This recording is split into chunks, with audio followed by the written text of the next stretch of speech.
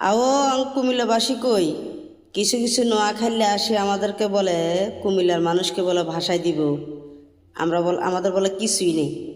আরে নোয়াখালী, আমি একটা কুমিল্লার মেয়ে চ্যালেঞ্জ দিলাম, তোরা নোয়াখালীর মানুষ খালি থাকবি আর তোরার শরম নাই, তোরা সবসময় মানুষের গায়ে ফেরে ঝগড়া করস। আর তোরা এমপি পদ কি আনবি, বিবেক কি আনবি? তোকে তো যোগ্যতা নাই, যোগ্যতা লাগতে হয়। কারণ তোদের নোয়াখালীর শকত স্যার তাকে পাশ করাইতে পারলি না, 2 টাকার কাছে তোরা বিক্রি গেছস।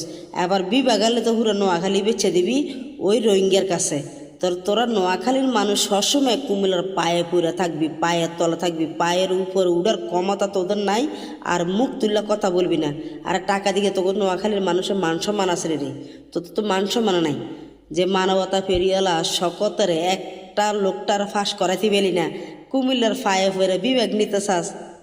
কুমিল্লার পায়ের যোগ্যতা নাই তোর।